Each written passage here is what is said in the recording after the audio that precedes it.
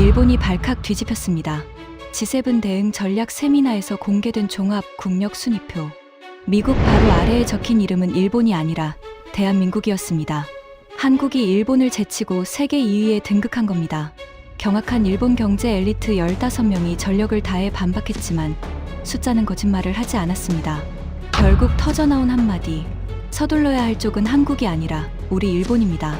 지금부터 그 충격적인 전말을 공개합니다. 시작하기 전 구독과 좋아요, 그리고 대한민국 화이팅 댓글로 한국을 응원해주세요. 저는 나카무라 신이치라고 합니다. 올해 58살이고 경제산업성 통상정책국에서 32년을 보낸 뒤 지금은 게이오 대학에서 객원교수로 있습니다. 통상 분석이라는 건 결국 숫자와 싸우는 일입니다. 어떤 나라가 얼마나 벌고 얼마나 쓰고 얼마나 만들어내는지를 추적하는 거죠.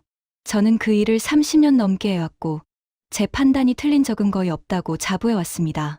그런 제가 완전히 틀렸다는 걸 깨닫는 데는 단 4일이 걸렸습니다. 이야기는 3주 전으로 거슬러 올라갑니다. 어느 월요일 아침이었습니다. 연구실에서 강의 자료를 정리하고 있는데 전화가 울렸습니다. 화면에 뜬 이름을 보고 등줄기가 서늘해졌습니다. 오가와 마사히로 전 재무성 차관이자 현재 일본경제연구센터 이사장인 인물이었습니다. G7 재무장관회의에 15번이나 수행한 일본 경제관료 사회에 살아있는 전설이었죠. 그분이 저에게 직접 전화를 하는 일은 극히 드물었습니다. 나카무라 군, 다음 달 G7 정상회의 대비 내부 전략 세미나를 연다네. 자네가 발표를 맡아주게. 심장이 빠르게 뛰었습니다. 주제는 명확했습니다. 유럽과 미국에서 G7 확대론이 나오고 있고 한국이 가장 유력한 후보로 거론되고 있다는 거였습니다. 일본 정부로서는 대응 전략이 필요했던 겁니다. 오가와 이사장은 차분하지만 단호한 목소리로 말했습니다. 핵심은 하나야. 한국의 G7 가입 가능성을 분석하고 일본의 위상이 흔들리지 않는다는 근거를 만들어줘. 저는 곧바로 대답했습니다.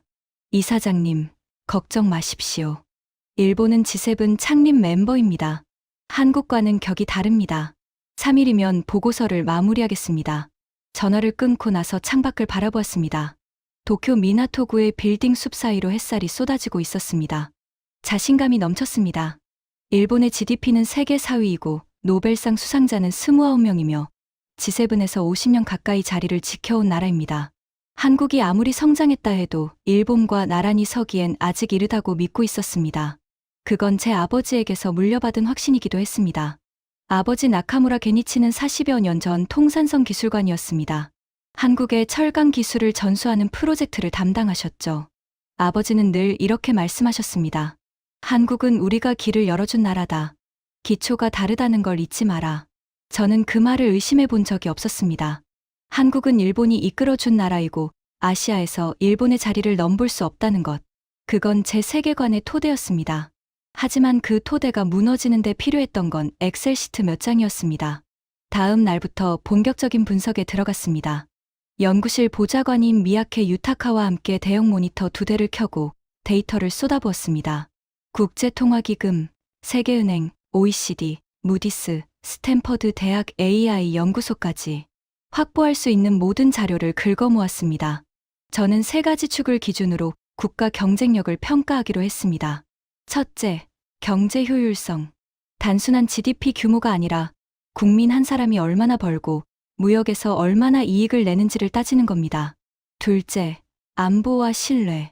국방력과 국제 신용도를 종합하는 거죠. 셋째, 미래 경쟁력. 인공지능 기술력, 연구 개발 투자, 특허 역량 같은 것들입니다. 이 세 축을 종합하면 한 나라의 실질적 국력이 드러날 거라고 생각했습니다. 그리고 당연히 일본이 한국 위에 나올 거라고 확신했죠.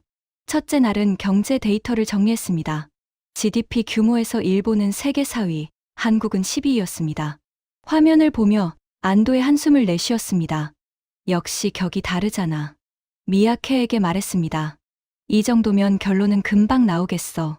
하지만 그 자신감은 둘째 날 아침에 무너지기 시작했습니다. 미야케가 노크도 하지 않고 방으로 들어왔습니다. 그의 얼굴은 창백했고 손에 든 태블릿 화면을 제 앞에 내밀었습니다. 나카무라 선생님, 이것 좀 보셔야 합니다. 숫자가 이상합니다. 1인당 국민총소득 항목이었습니다. 국민 한 사람이 1년에 평균적으로 얼마를 버는지를 보여주는 지표죠. 한국의 막대 그래프가 일본을 넘어 있었습니다. 차이는 약 5,000달러. 저는 눈을 비볐습니다. 숫자가 바뀌지 않았습니다. 소수점 찍힌 거 아니야? 원본 다시 확인해봐. 미야케가 고개를 저었습니다. 세계은행 데이터입니다. 3번 확인했습니다. 오류 없습니다. 손가락 끝이 차가워지는 느낌이었습니다. 하지만 아직은 한 가지 지표일 뿐이었습니다. 마음을 다잡고 무역 수지를 열었습니다. G7 국가들의 무역 현황이 화면을 채웠습니다. 미국, 적자. 영국, 적자. 프랑스, 적자. 이탈리아, 적자. 캐나다, 적자. 그리고 일본도 적자였습니다. 붉은 숫자가 화면을 가득 메우고 있었습니다. 흑자를 기록한 나라는 딱 2곳이었습니다. 독일, 그리고 한국. 저는 의자에 몸을 깊숙이 묻었습니다. G7이 더 이상 돈을 버는 나라들의 모임이 아니라는 생각이 스쳤습니다. 7나라 중 5이 적자인 클럽에서 문 밖에 한국은 꾸준히 흑자를 쌓고 있었던 겁니다. 셋째 날, 안보 데이터를 열었습니다. 이건 일본이 우위일 거라고 생각했습니다. 한국은 분단국가이고 바로 코앞에 북한의 위협이 있으니까요. 하지만 신용등급부터 예상이 빗나갔습니다. 한국의 등급은 무디스 AA, 일본과 사실상 동급이었습니다. 어떤 기관에서는 한국이 한 단계 높았습니다. 국방비도 확인했습니다. 한국은 연간 국방 예산이 500억 달러를 넘어서며 이탈리아, 캐나다보다 많았고 일본과의 격차도 빠르게 좁히고 있었습니다. 게다가 한국은 무기를 수입만 하는 나라가 아니었습니다. K2 전차, K9 자주포, FA-50 경전투기를 폴란드, 호주, 사우디에 수출하며 세계 4위, 무기 수출국 반열에 올라서 있었습니다. 넷째 날 아침, 마지막 축인 미래 경쟁력을 분석했습니다. 이건 정말 충격이었습니다. 스탠퍼드 대학의 AI 지수에서 미국 다음으로 높은 점수를 기록한 나라가 중국이었고, 그 바로 뒤가 한국이었습니다. 일본은 그 아래였습니다. GDP 대비 연구 개발 투자 비율은 한국이 거의 5%에 달했습니다. 일본은 3.3%였죠. 차이가 너무 컸습니다. 저는 자리에서 일어나 창가로 걸어갔습니다. 창밖으로 도쿄 시내의 빌딩 숲이 보였습니다. 멀리 도쿄타워의 붉은 불빛이 흐릿하게 빛나고 있었죠. 그 풍경을 바라보며 깨달았습니다. 제 머릿속에 한국은 20년 전에 멈춰 있었다는 사실을요. 한국의 1인당 소득이 일본을 넘어서고 9개 이상의 산업에서 세계 상위권을 차지하고 있는데도 저는 여전히 일본이 가르쳐 준 나라라는 틀에 한국을 가둬두고 있었던 겁니다. 저는 미야케를 불렀습니다. 국가 이름을 전부 지워. 코드로 바꿔서 편견 없이 보자. 미야케가 차트를 재정리했습니다. 국가 A, B, C, D로 표시된 종합 점수가 화면에 떠올랐습니다. 세 축을 모두 합산한 결과였습니다. 가장 높은 막대는 당연히 국가 A, 미국이었습니다. 하지만 그 바로 옆에 다른 나라들보다 확연히 높은 국가 B의 막대가 서 있었습니다. 독일도 아니고 영국도 아니고 일본도 아니었습니다. 저는 이미 알고 있었습니다. 국가 B가 한국이라는 사실을요. 그리고 국가 C가 독일, 국가 D가 일본이었습니다. 일본은 종합사위였습니다. 한국보다 아래였습니다. 다리에 힘이 빠졌습니다. 의자에 주저앉으며 천장을 올려다보았습니다. 커피잔은 이미 식어 있었고 연구실 안에는 모니터의 펜 소리만 윙윙거리고 있었습니다. 미야케가 조심스럽게 물었습니다. 선생님, 보고서를 어떻게 하시겠습니까? 원래 결론대로 일본 우위로 쓰시겠습니까? 저는 한참을 말하지 못했습니다. 오가와 이사장은 일본의 위상이 흔들리지 않는다는 근거를 원했습니다. 하지만 데이터는 정반대를 가리키고 있었습니다. 사실대로 발표하면 회의실이 뒤집힐 겁니다. 하지만 데이터를 숨기면 제 32년 경력 전체가 거짓이 됩니다. 저는 천천히 입을 열었습니다. 있는 그대로 쓰자. 숫자를 속이는 순간 우리는 분석가가 아니라 선정가가 되는 거야. 그 결정이 제 인생에서 가장 힘든 발표로 이어질 줄은 그때 예상하지 못했습니다. 발표 당일이 왔습니다. 게이달렌 빌딩 로비에 들어서는 순간부터 심장이 묵직하게 뛰었습니다. 엘리베이터 안에서 거울에 비친 제 얼굴이 평소보다 창백해 보였습니다. 12층 버튼을 누르는 손가락에 힘이 들어갔습니다. 국제회의실 문을 열자 이미 14명이 자리를 잡고 있었습니다. 길고 넓은 참나무 테이블 주위로 일본 경제계의 핵심 인물들이 둘러앉아 있었습니다. 커피향이 회의실 안을 가득 채우고 있었고 여기저기서 가벼운 대화가 오가는 분위기였습니다. 상석에는 오가와 이사장이 앉아 있었습니다. 은퇴 안경 너머로 서류를 살피는 그의 표정은 늘 그렇듯 읽기 어려웠습니다. 오른쪽에는 경달련 국제부장 하야시 고지가 팔짱을 낀 채 누군가와 이야기를 나누고 있었고, 맞은편에는 노무라증권 수석 이코노미스트 사이토 유카가 태블릿 위에 무언가를 빠르게 적고 있었습니다. 그 외에도 미쓰비시 UFJ 리서치 부장, 도쿄대 오쿠보 교수, NHK 경제부 데스크, 외무성 경제국 과장, 방위성 분석관, 이시카와 JETRO 조사부장, 니케이 편집위원까지 일본의 경제와 안보를 다루는 사람들이 한자리에 모인 셈이었습니다. 하야시가 저를 보며 웃었습니다. 나카무라 선생, 오늘 한국이 왜 G7에 못 들어오는지 깔끔하게 정리해 주시죠. 30분이면 충분하겠죠? 주변에서 가벼운 웃음이 터졌습니다. 모두가 결론을 알고 있다는 분위기였습니다. 일본은 G7이고 한국은 아니다. 이건 논의할 필요도 없는 사안이라는 표정들이었습니다. 저는 대답 대신 노트북을 프로젝터에 연결했습니다. 화면이 켜지기를 기다리는 몇 초가 유난히 길게 느껴졌습니다. 손바닥에 땀이 차올랐고 심장은 관자놀이까지 울릴 정도로 세게 뛰고 있었습니다. 화면이 켜졌습니다. 저는 숨을 한번 깊이 들이마셨습니다. 오늘 발표의 결론부터 말씀드리겠습니다. 회의실이 조용해졌습니다. 모두가 당연한 결론을 기다리고 있었습니다. 경제 효율성, 안보와 신뢰, 미래 경쟁력. 이 세 가지 축을 종합 분석한 결과 대한민국의 종합 국력 순위는 세계 2위입니다. 미국 바로 다음입니다. 2초간의 정적이 흘렀습니다. 그리고 일본은 4위입니다. 한국보다 아래입니다. 순간 회의실의 공기가 완전히 바뀌었습니다. 마치 누군가가 진공 펌프로 산소를 빨아들인 것처럼 숨막히는 정적이 내려앉았습니다. 그리고 그 정적을 깬 건 하야시의 목소리였습니다. 잠깐, 지금 무슨 말을 하는 겁니까? 하야시는 팔짱을 풀고 몸을 앞으로 기울였습니다. 미간에 깊은 주름이 잡혔고 입꼬리가 실룩거렸습니다. 한국이 일본보다 위라고요? 그건 농담이죠? 주변에서 웅성거림이 시작됐습니다. 도쿄대 오쿠보 교수가 안경을 고쳤으며 불쾌한 표정을 지었고, 니케이 편집위원은 옆 사람에게 뭔가를 속삭였습니다. 외무성 과장은 팔짱을 낀 채 고개를 가로저었습니다.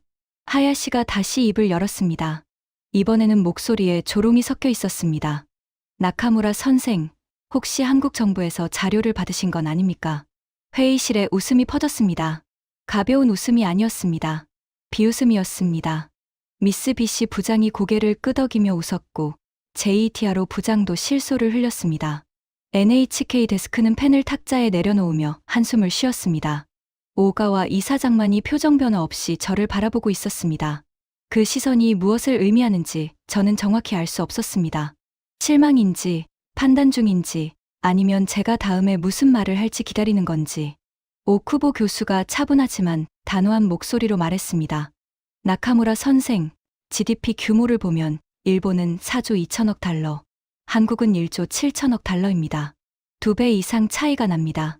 어떤 방법론을 쓰셨는지 모르겠지만 이 기본적인 사실을 무시한 분석은 신뢰하기 어렵습니다. 외무성 과장이 거들었습니다. 솔직히 말씀드리면 이런 결론이면 이 자리에 모인 의미가 있는지 의문입니다. G7 확대에 대응하려고 모였는데 한국이 일본보다 위라니요. 하야시가 다시 목소리를 높였습니다. 한국은 반도체 하나로 먹고 사는 나라입니다. 삼성하고 SK하이닉스 빼면 뭐가 남습니까? 일본은 자동차, 로봇, 소재, 정밀기계, 광학 장비까지 전 분야에 걸쳐 세계 최고 수준입니다. 그걸 비교한다는 것 자체가 모욕적이에요. 15명 중 14명이 반대하고 있었습니다. 어떤 이는 노골적으로 비웃었고, 어떤 이는 실망한 표정이었고, 어떤 이는 분노한 듯 보였습니다. 유일하게 사이토 유카만이 아무 말 없이 태블릿 화면을 들여다보고 있었습니다. 그녀의 손가락이 빠르게 화면을 넘기고 있었지만 저는 그 의미를 읽을 여유가 없었습니다. 저는 프로젝터 옆에 서서 그 모든 시선을 받아내고 있었습니다. 등에서 식은땀이 흘러내렸고 목구멍이 바짝 말라 있었습니다. 32년 경력 동안 수많은 발표를 해왔지만 청중 전체가 적대적인 건 처음이었습니다. 하지만 저는 물러설 수 없었습니다. 4일 밤을 새우며 확인한 데이터가 제 등을 떠밀고 있었기 때문입니다. 한숨을 삼키고 입을 열었습니다. 여러분, 웃으셔도 됩니다. 하지만 숫자는 웃지 않습니다. 지금부터 왜 이런 결론이 나왔는지 하나하나 보여드리겠습니다. 저는 리모컨을 들어 다음 슬라이드로 넘겼습니다. 화면에 첫 번째 축, 경제 효율성이라는 글씨가 떠올랐습니다. GDP 규모가 전부라고 하셨죠? 그렇다면 질문을 하나 드리겠습니다. 덩치가 큰데 돈을 못 버는 나라와 덩치는 작지만 꾸준히 돈을 버는 나라 중 어느 쪽이 더 강합니까? 회의실이 다시 조용해졌습니다. 하야시의 입꼬리가 실룩거렸지만 즉각적인 반박은 나오지 않았습니다. 저는 속으로 중얼거렸습니다. 이제 시작이다. 가장 긴 하루가 될 것이라는 걸 직감하면서 저는 첫 번째 데이터 슬라이드를 띄웠습니다. 화면에 G7 국가와 한국의 경제 지표 비교표가 떠올랐습니다. 저는 레이저 포인터를 들어 첫 번째 항목을 가리켰습니다. 먼저 오쿠보 교수님 말씀에 답하겠습니다. GDP 규모에서 일본은 4조 2천억 달러, 한국은 1조 7천억 달러. 맞습니다. 2배 넘게 차이가 납니다. 오쿠보 교수가 고개를 끄덕이며 그것 보라는 표정을 지었습니다. 하지만 여기서 질문이 하나 있습니다. 저는 다음 슬라이드를 넘겼습니다. 1인당 국민 총소득 비교 그래프가 나타났습니다. 국민 한 사람이 1년에 벌어들이는 돈, 1인당 GNI입니다. 한국은 일본보다 약 5천 달러를 더 법니다. 이탈리아보다는 거의 9천 달러를 더 벌고 있습니다. 회의실이 술렁거리기 시작했습니다. 미쓰비시 부장이 고개를 갸웃거렸고 니케이 편집위원이 메모를 시작했습니다. 하야시가 즉각 반응했습니다.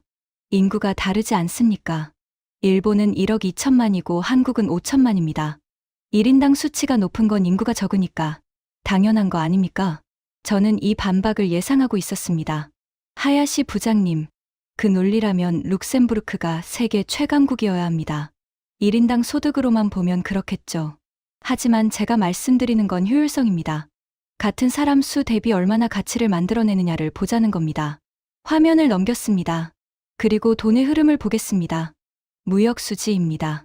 붉은 숫자와 검은 숫자가 화면을 채웠습니다. 미국 마이너스 7,700억 달러, 영국 마이너스 2천억 달러, 프랑스 마이너스 850억 달러, 일본 마이너스 620억 달러, 이탈리아 마이너스 380억 달러, 캐나다 마이너스 170억 달러. 흑자를 기록한 나라는 두 곳뿐이었습니다. 독일 플러스 2,300억 달러, 그리고 한국 플러스 410억 달러. 저는 잠시 화면을 그대로 띄워둔 채 아무 말도 하지 않았습니다. 붉은 숫자들이 스스로 말하도록 놔두는 게 더 효과적이었기 때문입니다. 3초쯤 지났을 때 JETRO 조사부장이 중얼거렸습니다. G7 7나라 중 6나라가 적자라는 뜻입니까? 정확합니다. 7나라 중 흑자를 내는 나라는 독일 하나뿐입니다. 그리고 문 밖에서 기다리고 있는 한국도 흑자를 내고 있습니다. 하야시가 목소리를 높였습니다. 일본의 무역 적자는 에너지 수입 때문입니다. 원유와 천연가스 가격이 오르면서 일시적으로 적자가 발생한 것이지 구조적 문제가 아닙니다. 저는 준비해 둔 다음 자료를 띄웠습니다. 하야시 부장님, 여기 지난 10년간의 추이가 있습니다. 일본의 무역 적자는 지난 10년 중 8년이 적자입니다. 반면 한국은 같은 기간 9년이 흑자입니다. 일시적이라는 표현은 데이터와 맞지 않습니다. 하야시의 입이 열렸다가 닫혔습니다. 다음 말을 찾지 못하는 것 같았습니다. 그는 의자 등받이에 몸을 기대며 팔짱을 다시 꼈습니다. 그 순간 사이토 유카가 처음으로 입을 열었습니다. 지금까지 한마디도 하지 않고 태블릿만 들여다보던 그녀였습니다. 나카무라 선생님. 회의실 시선이 그녀에게 쏠렸습니다. 저도 노무라 쪽에서 비슷한 분석을 해본 적이 있습니다. 1인당 GNI와 무역수지 데이터는 선생님 말씀이 사실입니다. 다만 경상수지로 보면 일본도 흑자인 건 맞으니까 그 부분은 구분할 필요가 있을 것 같습니다. 미묘한 발언이었습니다. 데이터가 맞다고 인정하면서도 완전한 동의는 아닌 균형 잡힌 코멘트였죠. 하지만 저는 알아챘습니다. 15명 중 처음으로 제 데이터를 공개적으로 인정한 사람이 나왔다는 사실을요. 하야시가 사이토를 흘겨보며 말했습니다. 사이토 씨, 당신까지 그쪽 편을 들 겁니까? 사이토는 표정 하나 바꾸지 않고 대답했습니다. 편을 드는 게 아니라 숫자를 확인한 겁니다. 회의실에 묘한 긴장감이 흘렀습니다. 저는 이 기회를 놓치지 않고 다음으로 넘어갔습니다. 하야시 부장님이 아까 한국은 반도체 하나로 먹고 사는 나라라고 하셨습니다. 하야시가 턱을 치켜들며 대답했습니다. 틀린 말입니까? 삼성전자와 SK하이닉스. 이 두 회사 빼면 한국 경제가 뭐가 남습니까? 저는 고개를 끄덕였습니다. 좋은 질문입니다. 한국이 정말 반도체 하나에 의존하는 나라인지 확인해 보겠습니다. 스크린에 새로운 차트가 떠올랐습니다. 산업별 세계 시장 점유율 혹은 순위를 정리한 표였습니다. 반도체 메모리, 세계 점유율 60% 이상. 1위. 이건 다들 아시는 사실입니다. 하야시가 고개를 끄덕이며 그러니까 반도체밖에 없다는 거 아니냐는 표정을 지었습니다. 배터리. LG에너지솔루션과 삼성 SDI, SK온이 세계 시장의 약 25%를 차지하고 있습니다. 중국 CATL과 함께 글로벌 양대 진영을 형성하고 있죠. 화면이 넘어갔습니다. 조선. LNG 운반선 시장 점유율 75%. 세계에서 LNG 운반선을 건조할 수 있는 조선소는 사실상 한국에 집중되어 있습니다. 니케이 편집위원이 펜을 멈추고 화면을 올려다보았습니다. 자동차. 현대기아 그룹은 글로벌 판매 3위입니다. 도요타, 폭스바겐 다음이죠. NHK 데스크가 작은 목소리로 중얼거렸습니다. 현대가 3위까지 올라왔습니까? 올라왔습니다. 그리고 방위산업, K2 전차, K9 자주포, FA50 경전투기, 천국 미사일.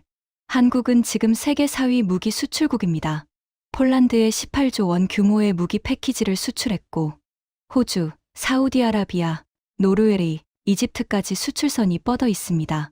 저는 화면을 한 장 더 넘겼습니다. 디스플레이. OLED 시장에서 삼성과 LG가 세계 점유율 80% 이상을 차지하고 있습니다. 원자력. 한국은 아랍에미리트 바라카 원전을 수주하며 원전 수출국 반열에 올랐습니다. 5G 통신 장비.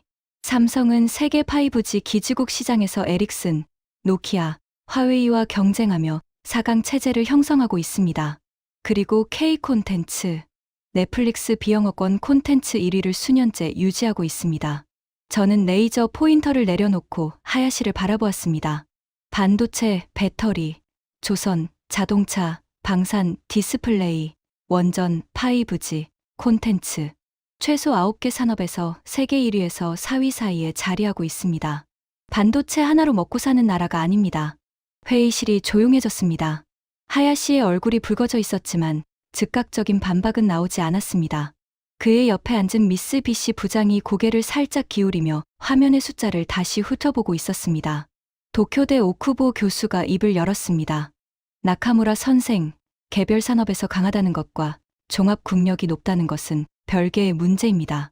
일본도 자동차, 로봇, 정밀기계, 소재에서 여전히 세계 최고 수준이지 않습니까? 맞는 말씀입니다. 일본의 강점은 부정하지 않습니다. 하지만 교수님, 중요한 건 방향성입니다. 저는 새로운 차트를 띄웠습니다.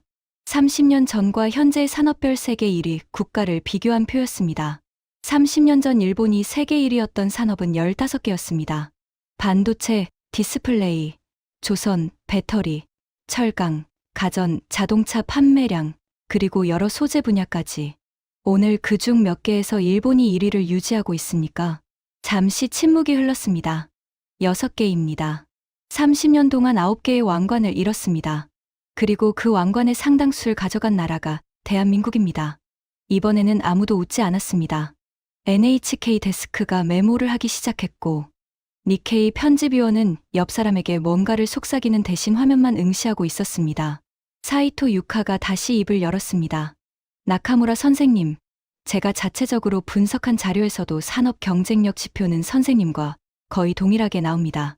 특히 배터리와 방산 분야에서 한국의 성장 속도는 제가 예상했던 것보다 훨씬 빨랐습니다. 이번에는 명확한 동의였습니다. 첫 번째 균열이 벌어진 겁니다. 하야시가 사이토를 노려보았지만 그녀는 시선을 피하지 않았습니다. 저는 속으로 작은 안도감을 느꼈습니다. 하지만 아직 갈 길이 멀었습니다. 15명 중 사이토 1명만이 데이터를 인정한 상태였고 나머지 13명은 여전히 회의적이거나 적대적이었습니다. 저는 잠시 리모컨을 내려놓았습니다. 숫자를 쏟아내는데 지친 것도 있었지만 분위기를 바꿔야 한다는 직감이 있었습니다. 논리는 머리를 설득하지만 마음까지 움직이려면 다른 무언가가 필요했습니다. 잠시 데이터에서 벗어나 개인적인 이야기를 하나 드리겠습니다. 하야시가 시계를 힐끗 보며 한숨을 내쉬었지만 저는 개의치 않았습니다. 제 아버지 나카무라 게니치는 40여 년 전 통산성 기술관이었습니다. 한국 포항에 있는 제철소의 기술 지도를 나가는 프로젝트를 맡으셨죠. 회의실의 분위기가 살짝 달라졌습니다. 통산성이라는 단어에 몇몇이 자세를 고쳐 앉았습니다. 일본 경제 관료라면 통산성의 전설적인 시대를 모를 리 없었으니까요. 아버지가 처음 포항에 도착했을 때 주변에는 아무것도 없었다고 하셨습니다. 허허벌판에 공장 하나가 덩그러니 서 있었고 숙소는 컨테이너를 개조한 것이었습니다. 겨울에는 바닷바람이 뼈를 파고들었고 여름에는 습기가 철판 위에 물방울을 맺혔다고 했습니다. 저는 잠시 말을 멈추고 회의실을 둘러보았습니다. 모두 조용히 듣고 있었습니다. 아버지는 한국 엔지니어들에게 고로 운영 기술을 가르쳤습니다. 그런데 아버지가 평생 잊지 못한 장면이 하나 있었습니다. 일본 기술진이 숙소로 돌아간 밤 11시에 공장 불이 여전히 환하게 켜져 있었다는 겁니다. 한국 엔지니어들이 낮에 배운 내용을 밤새 복습하고 응용하고 있었습니다. 주말에도 쉬지 않았습니다. 오가와 이사장이 안경 너머로 저를 바라보고 있었습니다. 그의 표정은 여전히 읽기 어려웠지만 등을 살짝 앞으로 기울인 것을 보니 집중하고 있었습니다. 아버지는 출장에서 돌아와 어머니에게 이렇게 말씀하셨다고 합니다. 저는 목소리를 낮추었습니다. 저 나라 사람들은 눈빛이 달라. 기술을 배우는 게 아니라 삼키는 것 같아. 이 속도라면 10년 안에 우리를 따라잡을 거야. 회의실에 무거운 침묵이 내려앉았습니다. 하지만 아버지는 집에서는 다르게 말씀하셨습니다. 저에게는 늘 이렇게 가르치셨죠. 저는 쓴웃음을 지었습니다. 한국은 우리가 길을 열어준 나라다. 기초가 다르다는 걸 잊지 마라. 잠시 말을 멈추었습니다. 목이 조여오는 느낌이었습니다. 저는 아버지의 그 말을 40년 가까이 믿어왔습니다. 한국은 일본이 가르쳐준 나라, 기초가 다른 나라, 아시아에서 일본의 자리를 넘볼 수 없는 나라. 저는 화면을 끄고 참석자들을 천천히 바라보았습니다. 하지만 이번에 데이터를 정리하면서 깨달았습니다. 아버지는 반은 맞고 반은 틀렸습니다. 씨앗을 준 건 사실입니다. 부정하지 않겠습니다. 하지만 그 씨앗을 거목으로 키운 건 우리가 아니었습니다. 밤 11시에도 공장 불을 끄지 않았던 그들의 땀이었고 주말도 없이 공장 바닥에서 잠을 잤던 그들의 집념이었습니다. 회의실이 고요했습니다. 아까까지 조롱하던 표정들이 사라져 있었습니다. 하야시도 팔짱을 풀고 탁자 위에 물컵을 내려다보고 있었습니다. 그리고 한 가지 더. 저는 작은 흑백 사진 한 장을 가방에서 꺼냈습니다. 모서리가 다른 오래된 사진이었습니다. 젊은 아버지가 포항제철소 앞에서 한국 엔지니어 3명과 함께 찍은 사진이었죠. 모두 안전모를 쓰고 있었고 뒤편에는 아직 완성되지 않은 용광로가 서 있었습니다. 이 사진에서 아버지 옆에 서 있는 젊은 한국인 엔지니어가 있습니다. 아버지는 그 사람의 이름을 기억하셨습니다. 나중에 알게 된 건데 그 엔지니어는 이후 포스코의 핵심 기술 간부가 되었고 포스코는 지금 세계 6위 철강 회사입니다. 저는 사진을 탁자 위에 조심스럽게 내려놓았습니다. 아버지가 기술을 전해준 건 사실입니다. 하지만 그들은 받은 것을 100배로 키웠습니다. 그 사실을 부정하면 우리는 현실이 아니라 과거 속에서 사는 겁니다. 방위성 분석관 이시카와가 천천히 고개를 끄덕였습니다.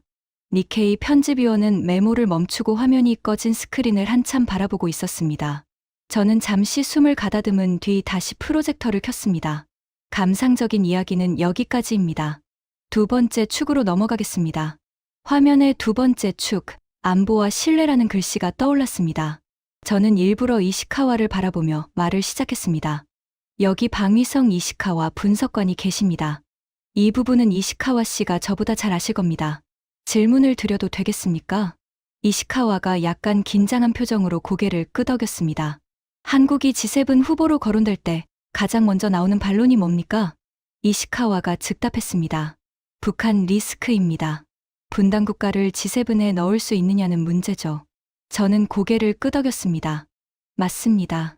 저도 3주 전까지 그렇게 생각했습니다. 분단 국가인 한국은 태생적으로 안보 리스크가 있고 그게 G7 진입의 가장 큰 장벽이라고요. 화면을 넘겼습니다. 국제 신용등급 비교표가 나타났습니다. 하지만 금융시장의 평가는 달랐습니다. 무디스 기준으로 한국은 A입니다. 일본은 A1이죠.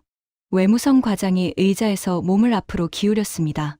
잠깐, 한국이 일본보다 신용등급이 높다는 뜻입니까? 무디스 기준으로는 그렇습니다. 한국 A, 일본 A 1.1단계가 아니라 2단계 위입니다. 회의실에 술렁임이 번졌습니다. 하야시가 소리를 높였습니다. 그건 북한 리스크를 제대로 반영 못한 거 아닙니까? 무디스가 동아시아 정세를 얼마나 정확히 파악하겠습니까? 저는 답하는 대신 이시카와를 바라보았습니다. 이시카와 씨, 방위성에서는 한국의 안보 역량을 어떻게 평가하고 계십니까? 이시카와는 잠시 망설였습니다. 방위성 현직으로서 공개석상에서 한국을 칭찬하는 건 부담스러운 일이었을 겁니다. 하지만 그는 천천히 입을 열었습니다. 솔직히 말씀드리면 한국은 70년간 북한과 대치하면서 안보 역량을 축적해왔습니다. 그 결과 현재 한국군의 전력은 동아시아에서 매우 높은 수준입니다. 하야시가 끼어들었습니다. 당연하죠. 미국이 뒤에 있으니까 가능한 겁니다. 미군 주둔 없이 한국이 북한을 막을 수 있겠습니까? 이시카와가 고개를 돌려 하야시를 바라보았습니다. 하야시 부장님, 한국의 국방 예산은 연간 550억 달러를 넘습니다. 이탈리아, 캐나다보다 많고 일본과의 격차도 빠르게 줄고 있습니다. 그리고 한국은 무기를 수입에만 의존하는 나라가 아닙니다.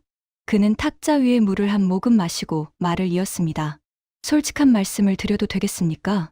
오가와 이사장이 손짓으로 계속하라고 했습니다. 방위성 내부에서 한국 방산을 벤치마킹하고 있습니다. K9 자주포의 사격 속도와 기동성, K2 전차의 복합장갑 기술은 일본 자위대 장비와 비교해도 뒤지지 않습니다. 특히 놀라운 건 개발 속도입니다. 한국이 KF-21 전투기를 시제기 비행까지 완료하는데 걸린 시간은 8년입니다. 일본의 차기 전투기 프로젝트는 아직 설계 단계에 있습니다. 회의실이 조용해졌습니다. 방위성 현직 분석관이 공개적으로 한국 방산의 우위를 인정한 건 이 자리에 있는 사람 대부분이 처음 듣는 이야기였을 겁니다. 저는 다음 슬라이드를 띄웠습니다.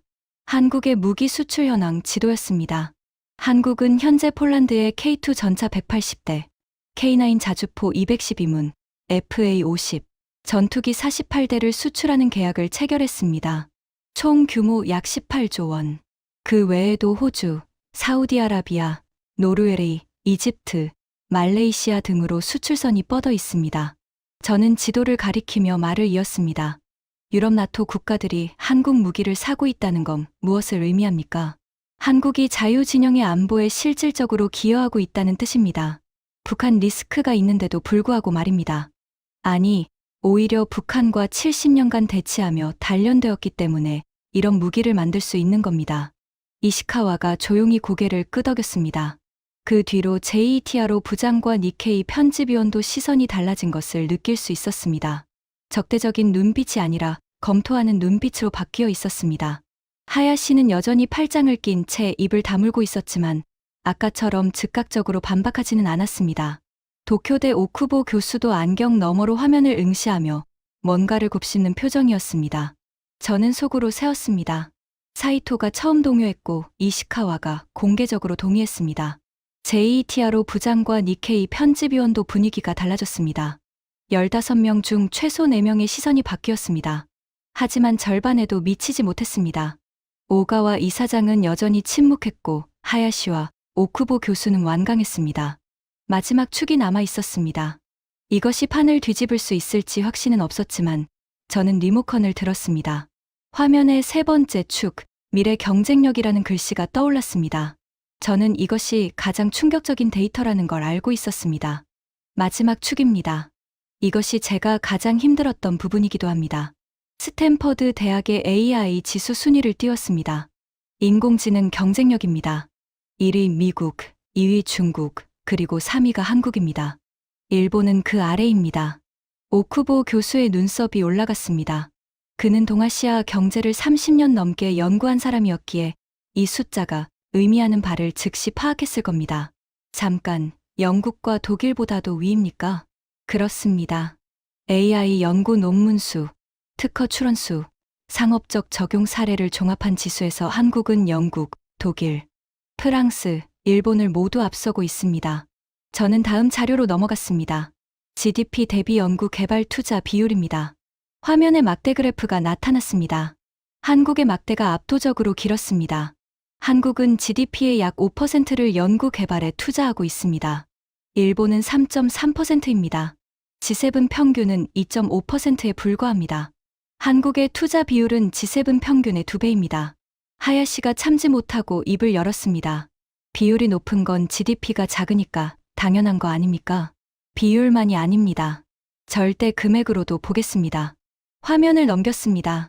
한국의 연간 R&D 투자 총액은 약 1천억 달러입니다. 프랑스, 영국보다 많고 독일과 비슷한 수준입니다. GDP는 독일의 절반도 안 되는데 R&D 투자는 거의 동등합니다. 이게 무엇을 의미하는지 아시겠습니까? 하야시가 입을 열었다가 닫았습니다. 미래의 돈을 거는 비율이 가장 높은 나라라는 뜻입니다. 지금 벌어들이는 돈도 G7 수준인데 거기에 더해 미래에 쏟아붓는 투자까지 G7을 압도하고 있다는 겁니다. 미쓰비시 부장이 처음으로 목소리를 냈습니다. 그는 지금까지 거의 말이 없었던 사람이었습니다. 특허 현황은 어떻습니까? 저는 준비된 슬라이드를 띄웠습니다. 국제 특허 출원 건수에서 한국은 세계 4위입니다. 미국, 중국, 일본 다음이죠. 인구 대비로 환산하면 한국이 1위입니다. 국민 100만 명당 특허 출원수가 세계에서 가장 많은 나라입니다. 미쓰비시 부장이 고개를 천천히 끄덕였습니다. 그의 눈에는 반발이 아니라 수긍의 빛이 어려 있었습니다. 저는 그 변화를 놓치지 않았습니다. 또 한 명이 넘어왔습니다. 자, 이제 3가지 축을 모두 살펴보았습니다. 저는 마지막으로 준비한 슬라이드를 띄웠습니다. 이것이 오늘의 핵심이었습니다. 국가 이름을 모두 지우고 알파벳 코드로 바꿨습니다. 경제 효율성, 안보와 신뢰, 미래 경쟁력 세 축을 100점 만점으로 환산해서 종합 점수를 산출했습니다. 편견 없이 순수하게 숫자만으로 줄을 세운 겁니다. 화면에 막대 그래프가 나타났습니다. 국가 A, B, C, D, E, F, G, H로 표시된 8개 나라의 종합 점수였습니다. 국가 A가 가장 높습니다. 87점. 이건 미국입니다. 의문의 여지가 없죠. 아무도 이의를 제기하지 않았습니다. 국가 B, 78점. 미국과의 격차는 9점이지만 3위 이하와는 10점 넘게 벌어져 있습니다. 저는 21번 고르고 말했습니다. 국가 B는 대한민국입니다. 순간 오가와 이사장이 안경을 벗어 천천히 탁자 위에 내려놓았습니다. 그 동작이 유난히 또렷하게 눈에 들어왔습니다. 이 자리에서 그가 안경을 벗는 건 처음이었습니다. 국가 C는 독일입니다. 67점. 국가 D는 일본입니다. 65점. 회의실의 공기가 완전히 달라졌습니다. 아까까지의 술렁임과는 질이 다른 침묵이 내려앉았습니다. 마치 기압이 급격히 낮아진 것처럼 가슴이 답답해지는 무거운 정적이었습니다. 한국 78점, 일본 65점, 차이는 13점입니다. 하야시가 의자 팔걸이를 꽉 쥐었습니다. 손가락 마디가 하얗게 질려 있었습니다. 하지만 말이 나오지 않는 듯 했습니다. 도쿄대 오쿠보 교수가 떨리는 목소리로 물었습니다. 그 방법론에 이의를 제기해도 되겠습니까? 물론입니다. 모든 원시 데이터와 가중치 산출 방법을 공개하겠습니다. 검증 가능한 수치만 사용했습니다. 가중치를 어떻게 설정했느냐에 따라 결과가 달라질 수 있습니다. GDP 규모에 더 높은 가중치를 부여하면 일본이 올라가지 않겠습니까? 저는 고개를 끄덕였습니다. 좋은 지적입니다. 그래서 시뮬레이션을 돌려봤습니다. GDP 규모의 가중치를 2배, 3배로 높여도 한국은 3위 안에 들어옵니다. 일본과의 격차가 좁혀질 뿐 역전되지는 않습니다. 왜냐하면 나머지 지표에서 한국이 일본을 앞서는 폭이 너무 크기 때문입니다. 오쿠보 교수가 더 이상 말을 잇지 못했습니다. 안경을 고쳤으며 고개를 살짝 숙였습니다. 저는 회의실을 천천히 둘러보았습니다. 분위기가 완전히 뒤집혀 있었습니다. 1시간 전 제가 문을 열고 들어왔을 때 가볍고 여유로웠던 공기는 온데간데 없었습니다. 사이토 유카는 화면의 그래프를 카메라로 촬영하고 있었습니다. 이시카와는 팔짱을 풀고 탁자 위에 두 손을 올린 채 화면을 응시하고 있었습니다. 미쓰비시 부장, JTRO 부장, 니케이 편집위원은 서로 눈빛을 교환하고 있었습니다. NHK 데스크는 메모장에 무언가를 빠르게 적고 있었습니다. 15명 중 최소 7명에서 8명의 태도가 달라져 있었습니다. 적대감은 사라졌고 그 자리를 복잡한 표정이 채우고 있었습니다. 인정하고 싶지 않지만 숫자를 부정할 수 없다는 얼굴이었습니다. 하지만 가장 중요한 두 사람은 아직이었습니다. 하야시는 여전히 굳은 표정이었고 오가와 이사장은 안경 없는 얼굴로 저를 바라보고만 있었습니다. 그 두 사람이 움직이지 않으면 오늘 발표는 의미를 잃게 됩니다. 저는 마지막 승부를 준비했습니다. 화면에서 블라인드 랭킹을 지우고 빈 슬라이드를 띄웠습니다. 지금까지 세 축의 데이터를 보여드렸습니다. 여기서 끝내도 되지만 한 가지만 더 말씀드리겠습니다. 저는 리모컨을 내려놓고 참석자들을 바라보았습니다. 진짜 질문은 이겁니다. 한국이 G7에 들어올 자격이 있느냐가 아닙니다. 잠시 숨을 고른 뒤 말을 이었습니다. 한국 없는 G7이 의미가 있느냐입니다. 그리고 더 불편한 질문이 하나 더 있습니다. 회의실이 얼어붙었습니다. 일본의 G7 자리가 앞으로도 안전하느냐입니다. 그 말이 떨어지자 하야시가 탁자를 쳤습니다. 둔탁한 소리가 회의실에 울렸습니다. 나카무라 선생, 지금 일본이 G7에서 쫓겨날 수 있다는 말을 하는 겁니까? 저는 하야시를 똑바로 바라보며 대답했습니다. 지금 당장은 아닙니다. 하지만 10년 후에도 이 자리가 보장된다고 확신하십니까? 한국과의 격차는 매년 좁혀지고 있고 이미 여러 지표에서 역전당했습니다. 우리가 현실을 부정하는 사이 격차는 더 벌어질 겁니다. 하야시의 얼굴은 불타 못해 보랏빛으로 변해 있었습니다. 하지만 이번에는 반박할 숫자가 없었습니다. 감정으로 소리를 높일 수는 있어도 데이터를 뒤집을 수는 없었으니까요. 저는 창밖을 바라보았습니다.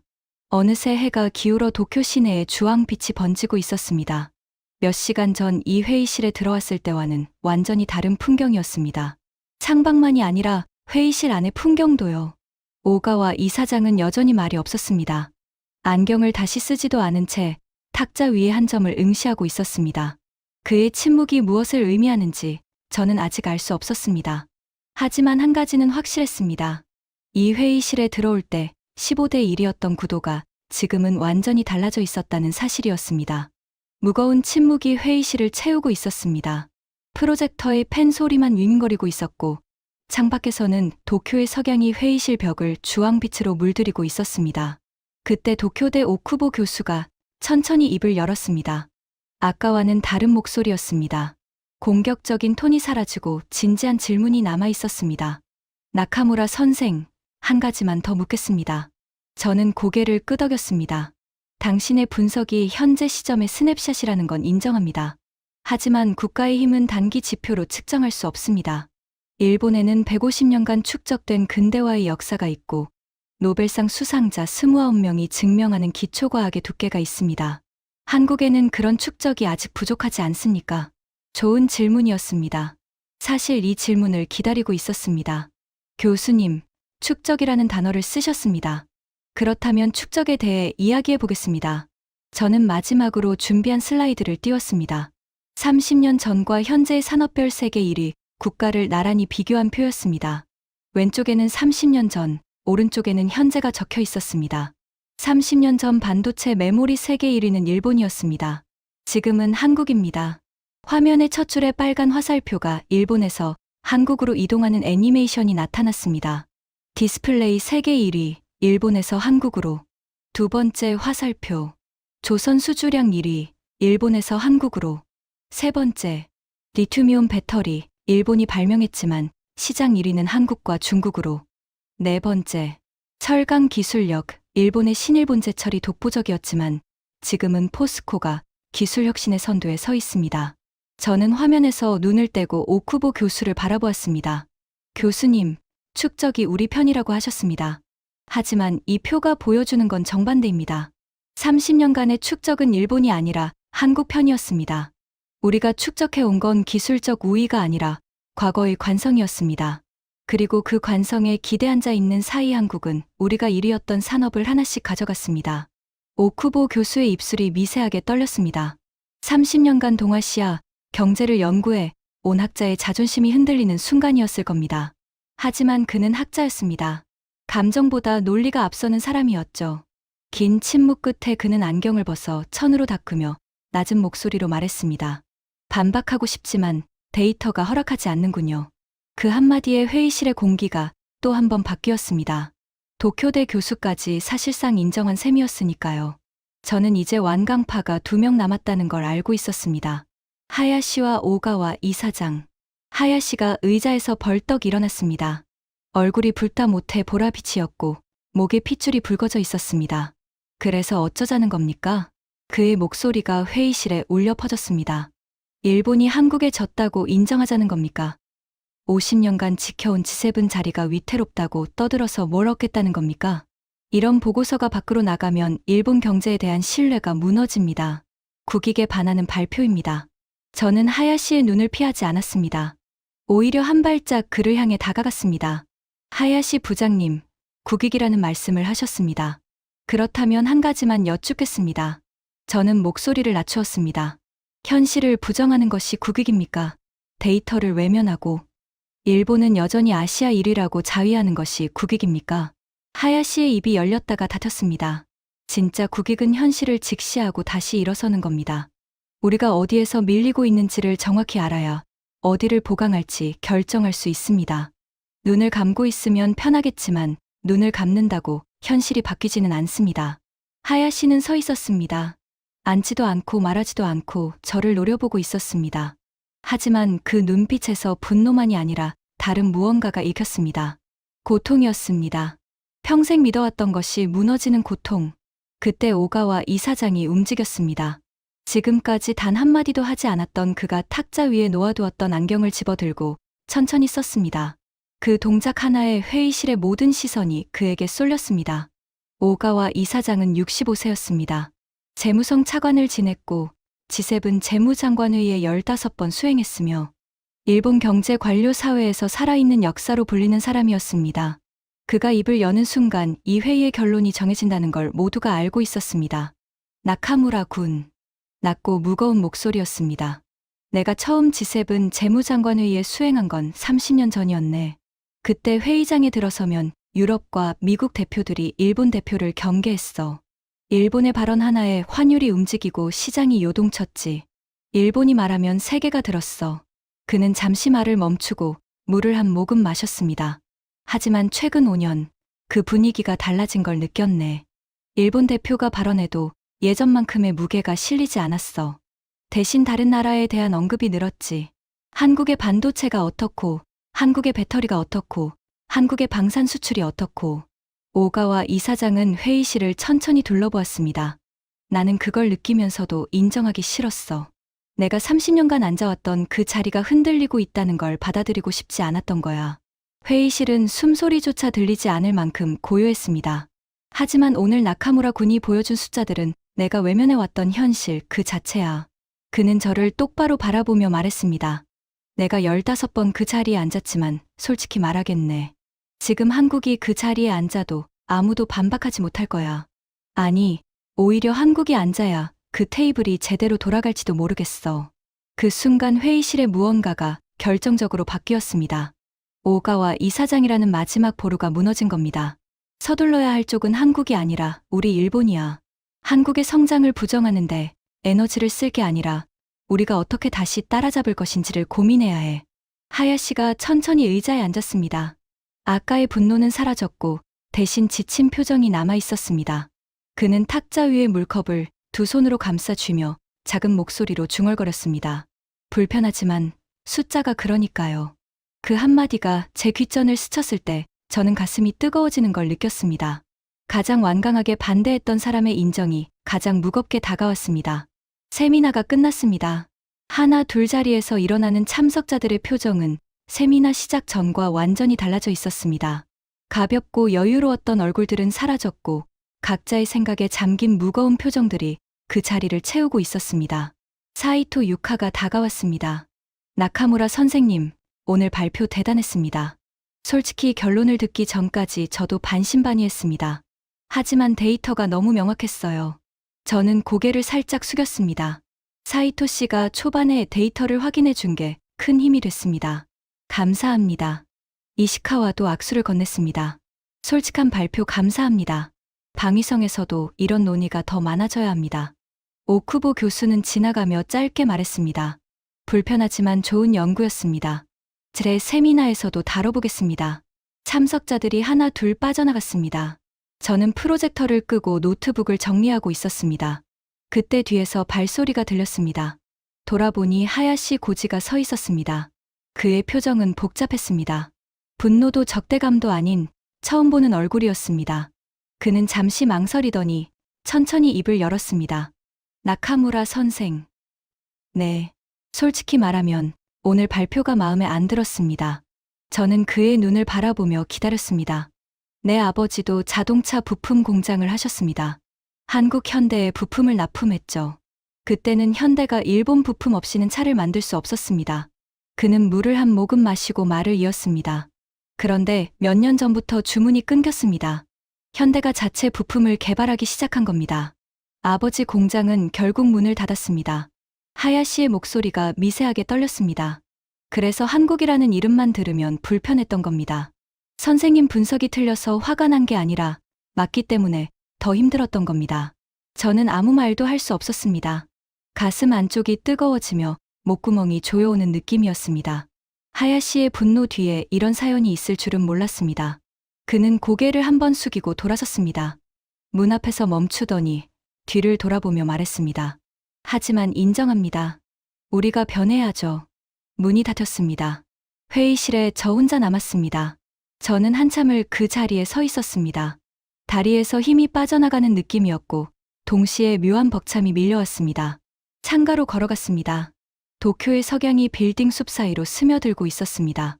멀리 시부야 쪽에 네온사인이 하나 둘 켜지기 시작했고 도쿄타워의 붉은 불빛이 저녁 하늘에 떠오르고 있었습니다. 가방에서 아버지의 사진을 꺼냈습니다. 포항제철소 앞에서 찍은 그낡은 흑백 사진. 안전모를 쓴 젊은 아버지 옆에 서 있던 한국 엔지니어의 얼굴이 눈에 들어왔습니다. 이름은 알 수 없지만 아버지가 눈빛이 다르다고 했던 그 사람. 저는 혼자 중얼거렸습니다. 아버지, 당신이 눈빛이 다르다고 하셨던 그 엔지니어들이 결국 해냈습니다. 당신이 준 씨앗을 세계에서 가장 큰 나무로 키웠습니다. 따라온 게 아니었습니다. 앞서갔습니다. 사진을 가방에 다시 넣으며 생각했습니다. 오늘 이 회의실에서 일어난 일은 단순한 데이터 발표가 아니었습니다. 오래된 신념이 무너지고 새로운 현실이 자리를 잡는 과정이었습니다. 불편하고 고통스러운 과정이었지만 필요한 과정이었습니다. 저는 코트를 챙겨 입고 회의실을 나왔습니다. 복도에서 엘리베이터를 기다리는데 휴대폰이 울렸습니다. 오가와 이사장이었습니다. 나카무라 군, 오늘 보고서를 정리해서 관방장관실에 올리겠네. 고생했어. 짧은 통화였지만 그 한마디의 무게는 오늘 하루 전체를 압축하고 있었습니다. 보고서가 관방장관실까지 올라간다는 건 일본 정부가 이 현실을 공식적으로 검토하겠다는 뜻이었습니다. 엘리베이터가 도착했습니다. 1층으로 내려가는 동안 저는 창문에 비친 제 얼굴을 바라보았습니다. 아침에 올라올 때 창백했던 얼굴은 이제 석양빛에 물들어 있었습니다. 피곤하지만 후회는 없는 얼굴이었습니다. 로비를 지나 밖으로 나왔습니다. 도쿄의 저녁 공기가 차갑고 맑았습니다. 오테마치의 빌딩 사이로 바람이 불어왔고 저는 코트깃을 세우며 걸음을 옮겼습니다. 진정한 힘은 남의 성장을 부정하는 데서 오지 않습니다. 인정하고 다시 도전하는 데서 옵니다. 일본이 한국의 성장을 부정하는 순간 우리는 과거에 갇히게 됩니다. 하지만 인정하는 순간 다시 일어설 수 있는 출발선에 서게 됩니다. 오늘 그 출발선이 그어졌습니다. 한국이라는 나라가 폐허 위에서 다시 일어나 세계 2위의 종합 국력을 갖추기까지 70년이 걸렸습니다. 밤 11시에도 꺼지지 않았던 공장의 불빛, 주말에도 쉬지 않았던 엔지니어들의 손, 씨앗을 거목으로 키운 집념. 그 모든 것이 모여서 오늘의 결과를 만들었습니다. 저는 도쿄역 방향으로 걸으면서 생각했습니다.